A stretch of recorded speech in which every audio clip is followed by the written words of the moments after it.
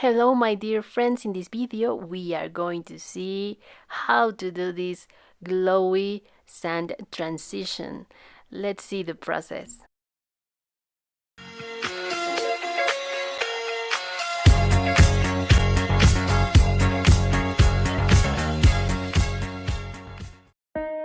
We are going to use what is usual resin, a little bit of sand, real sand, and pigments, blue, teal, and white.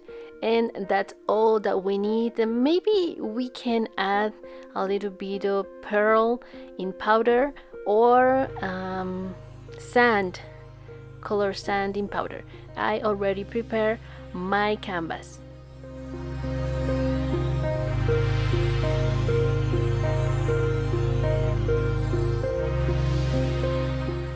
So let's prepare our color, because sometimes people ask me how to prepare and I didn't show sometimes how to prepare everything.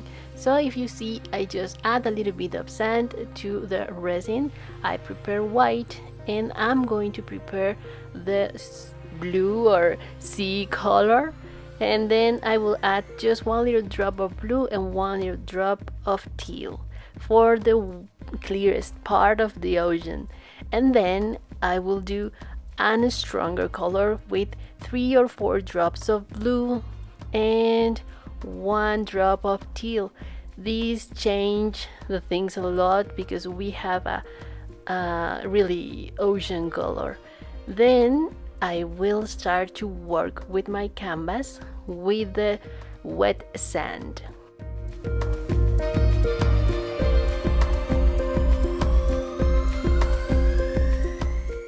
And I prepared just a little bit because we won't use a lot of this sand with resin, because the thing that looks like wet sand in the canvas or in the painting, it's really small.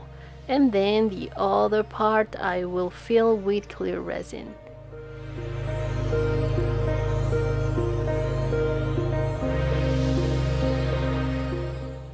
And then I will start to put the color for the ocean, and the clearest part I will put it in the bottom of the ocean and the stronger color in the top of the ocean.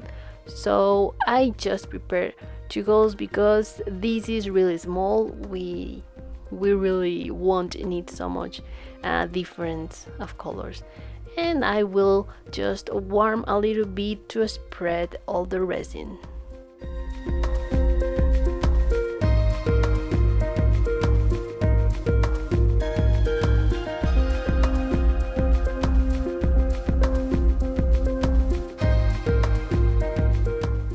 Now we are going to start to work with waves, and then I will start to pour a little bit of white resin. And I am using this wipe effect or technique for doing some cells, and this works better if I warm the resin before. So I will warm a little bit the resin, and then I will use a piece of paper, and then I will pull all the color. Normal people wait till the sand is dry or cured, but I'm not, so I am doing this in the first layer. Just be careful to not pull the sand, because that will be messy. And then just be careful with that part. It doesn't matter if you don't pull all the color, you can do it like me, in small parts, and it's nothing more than satisfying. So here's the first thing, and we can work with the heat gun again and start to move the cells. They will start to open because the resin is too thin and will break. So this way we have cells. But sometimes I like to add a little bit of fire or the torch. But in this case I had the camera in front of me and I just burned a little bit of resin.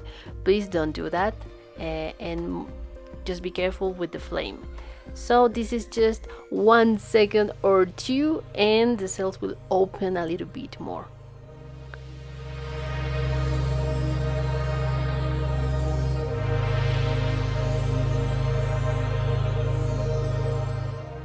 And I will pass again a little bit of white because we want to define the wave.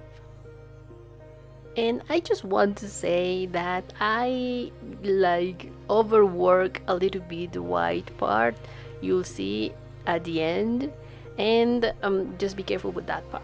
I will use this sand, this pigment powder, and it looks like sand, of course. And I will mix that powder with the sand, with the real sand.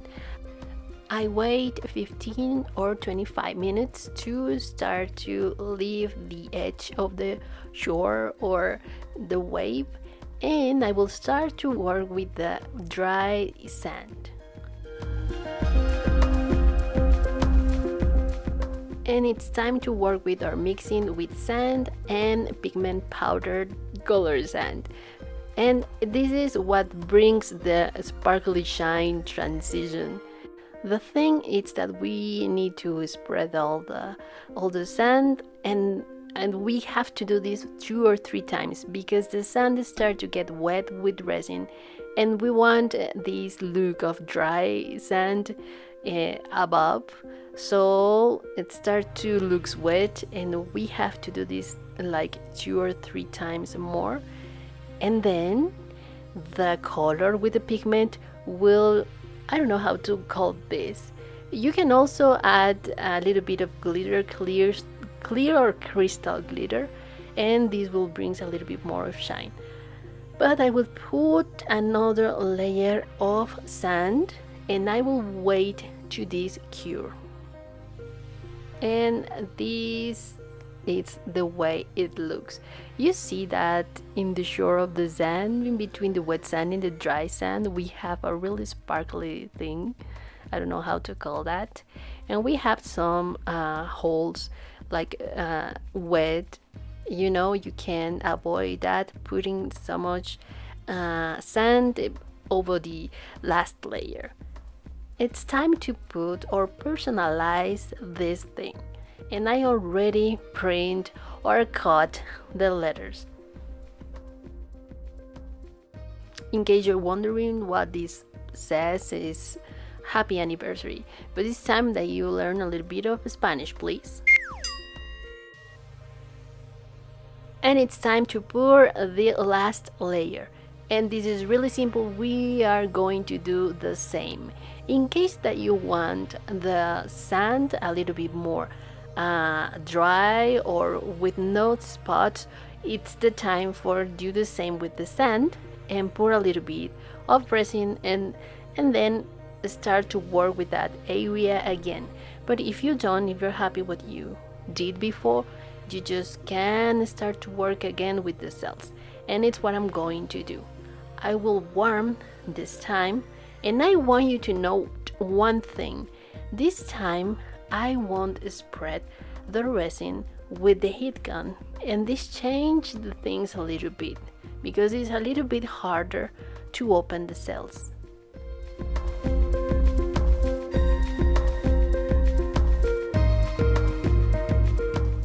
In case that you don't like the way that the way comes, you can pass the piece of paper again.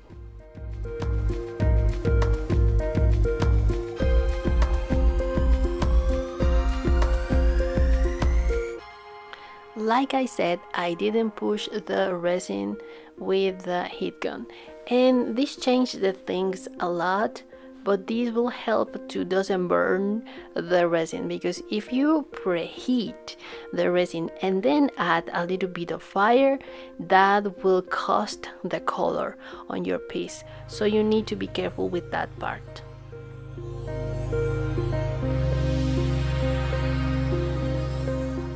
So let's pass the torch gentle and with a low flame, and these will open cells.